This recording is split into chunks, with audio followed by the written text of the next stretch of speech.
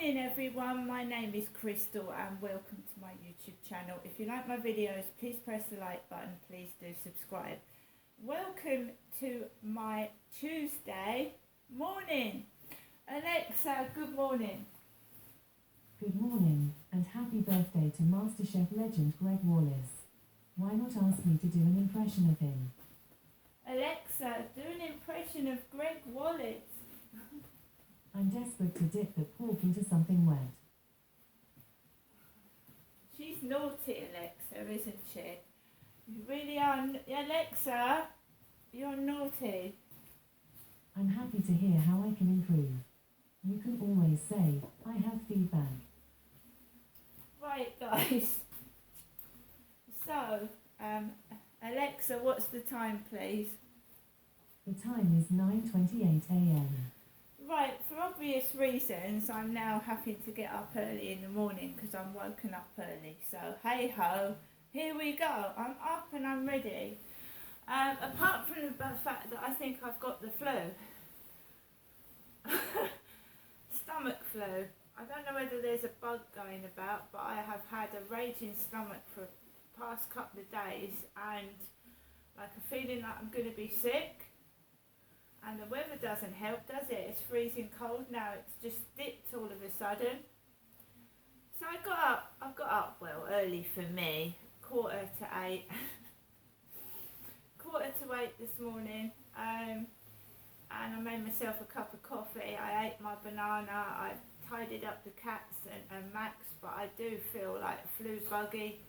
Really, I should be sat on the sofa with a blanket round me and a hot water bottle, but you cannot sleep like that in this block of flats. It's noisy. There's some noise or disturbance somewhere. You can't.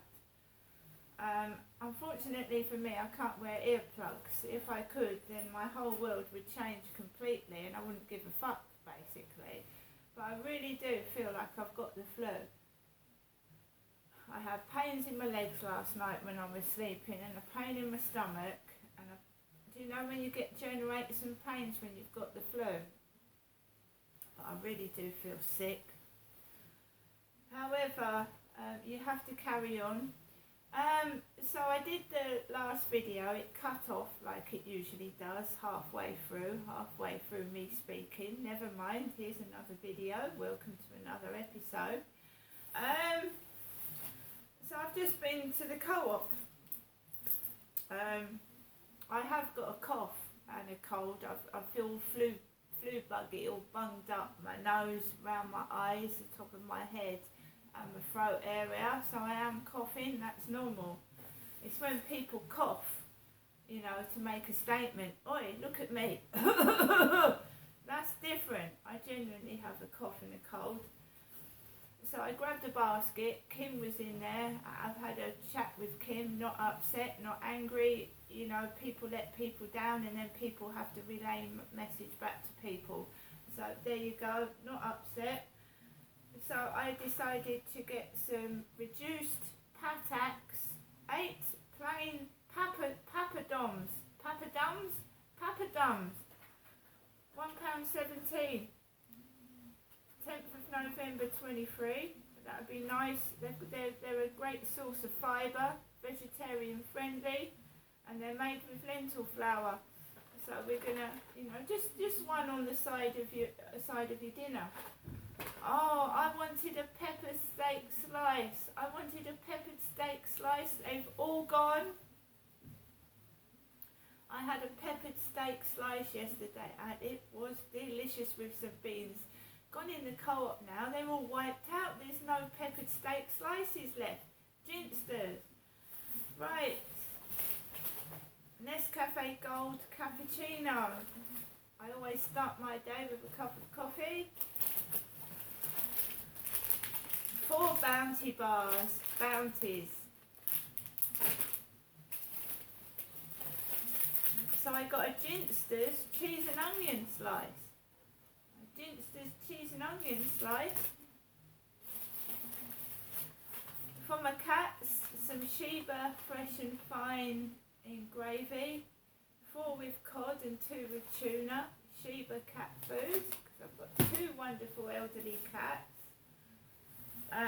We have an apple crown, which is nice and warm and fresh from this morning. Danish apple crown in there. Toffee yoghurt, toffee, and some jelly babies. The yuzus have gone up again, 30 pence to £1.40. They were reduced to £1.10, but I do like a yuzu. Nice and cold. Banana and strawberry.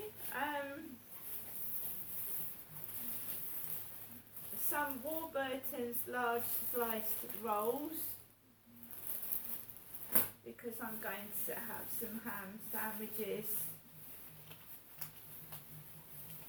So we've got some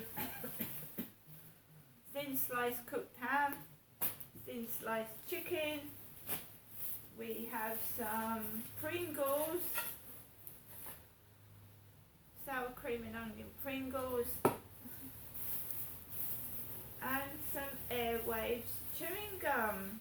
Airwaves, menthol and eucalyptus. And of course I have a scratch card. We've got the Festive Fortune scratch card. The Festive Fortune, £3 multiplier. It's my phone going off. Christmas edition with a multiplier. Festive Fortune. Doesn't take long for that phone to start ringing, does it?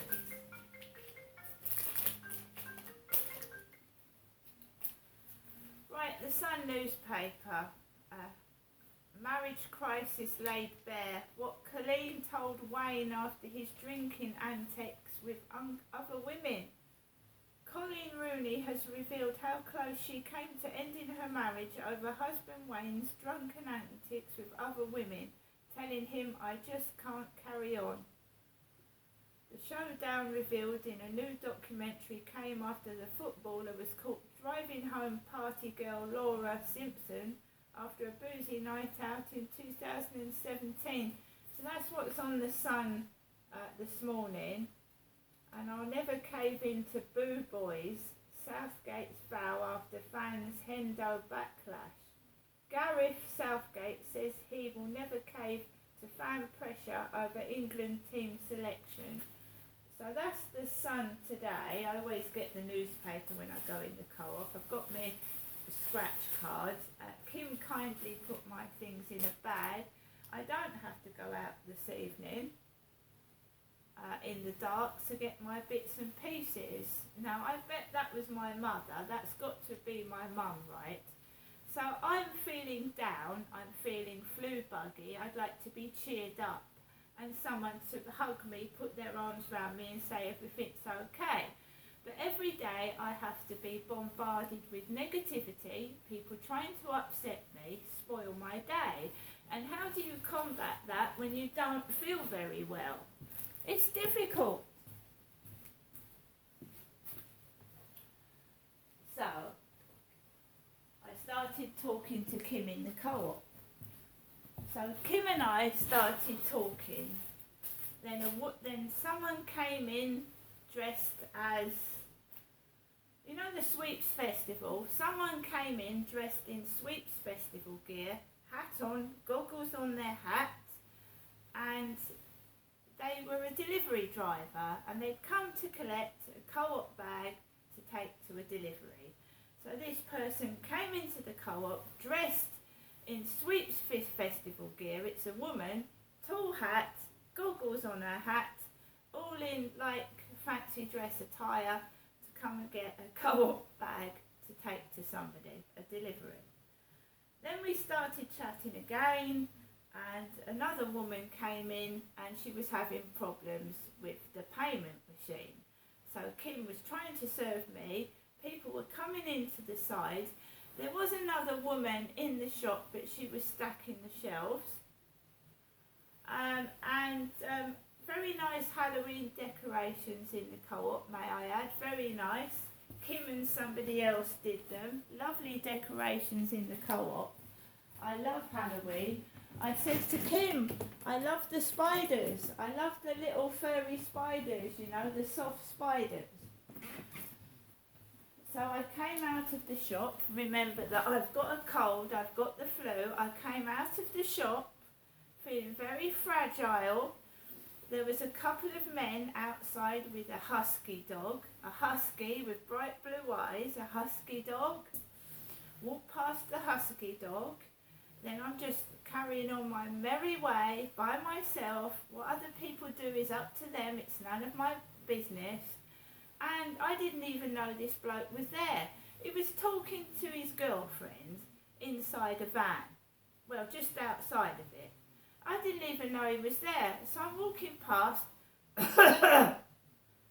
and he went to his girlfriend, "I love you." And I just walked down the path. Is that supposed to make me cross, is it? What's that supposed to make me do? Get angry? I mean, what the hell was that? Now let's listen to my mum's phone conversation today. My mother, to me, her daughter. Welcome to your EE voicemail. You have 3 new messages and 2 saved messages. First new message. Received yesterday at 6:19 p.m. Hello, Jeanette. It's me, your mum, Jennifer, speaking to you from my... Your message will be saved for 7 days. Next new message. Received yesterday at 8:04 p.m. Hello, Jeanette. I haven't forgotten you. I'm awake tonight. So I thought I'd give you a ring and say right now before it gets too late. Good night. God bless, and I'll speak to you tomorrow. It's good to know you, Janessa, and thank you for speaking to me today. It was really good.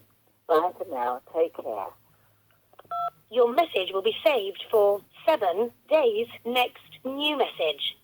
Received today at 9:35 a.m. Good morning. It's Tuesday morning for me, your mum, Jennifer, to you, Janessa, from my landline phone. Just hoping you have a good day. Thinking of you, and I'll give you another ring later on. Bye for now. To return the call at your normal call rate. So guys, did you hear my mother talking about me in the past tense? It's been good to know you. It's been good to know me. Perhaps I wasn't meant to be this morning. Really scary, isn't it? I'm a ghost, guys. I'm wandering around in the spirit world. That's why no one notices I'm there. I'm a ghost. So I got up this morning to find out that I couldn't ring my mum because my phone credit had run out. The phone credit.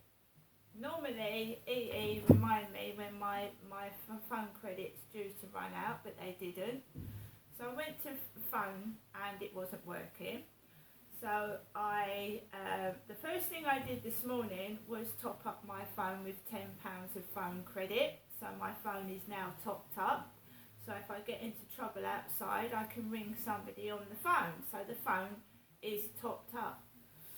The second thing I did was check how much money I had in the bank because I needed to top up the electricity meter. Boring, I know, but it has to be done. If you haven't got electric, you know, all your lights are going to go off and you're going to get freezing cold, right? So I topped up my electric with £15. And to anybody that thinks I'm stuck in my flat, scared to death, and I haven't gone out and I'm starving to death, I've just been out to the co-op and bought some food. I've talked to Kim. Kim's seen me. And my mum's just rung. I'm not feeling too well and I don't really want to give my mum what I've got, like gastric flu. I think it's gastric flu. You can get flu where it affects your stomach. So I've been woken up early this morning to get up again for no reason. I don't know why people do it. And I'm not cross. Sleep deprivation is very dangerous. It can kill you. Because if you don't get enough sleep, you're wandering around like a zombie. You can get run over. They're just trying every tactic in the book to try and prove that I'm mad and discredit me because I have been abused by my father. And why they're trying to hide it, I have not got a clue. as far as I know, my dad was just an ordinary member of the public like myself. And when he died, I should have been allowed to speak and tell my story. So trying to make out that I'm mad, then obviously someone else is involved in the abuse and is indeed frightened of it coming out. So I'm now, it's a never-ending vicious circle, right? So we're waiting for a call from Kent Home Choice because I am determined to move out of this flat. And I'm not, someone else had the same problem and they kept on and on and on every 2 weeks, emailing, texting and phoning the council. What are you doing about it? What are you doing about it? And eventually she moved out because they got fed up. They got fed up of it. If you just sit there and do nothing, no one's going to help you, no one's going to listen, no one's going to even know you're fucking there. Now, I'm well aware that victim support can't help me move out of this flat.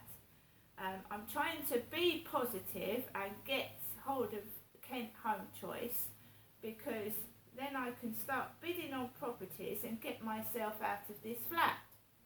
Right? But while they're continuing to just be... Someone's also after my money, guys, and my dad left me nothing. The first thing that woman said on the phone was, are you in rent arrears? Do you owe money? You won't get anywhere to live if you've got rent arrears. That's not always the case. If it's an emergency, they can move you out with rent arrears. So don't, be careful what you're saying and advising people over the phone. Because you can get the company sued and sent to court for not telling the truth. Right? So I'm just putting my things away in the fridge, guys. Got to take Max out for a walk. What is the point of going miles away from where I live to buy essentials that I can get up the road? Got everything. I've got piles of clothes. There's clothes all over the place. I don't need clothes, I don't need shoes, I don't need boots. I need to move out of this flat.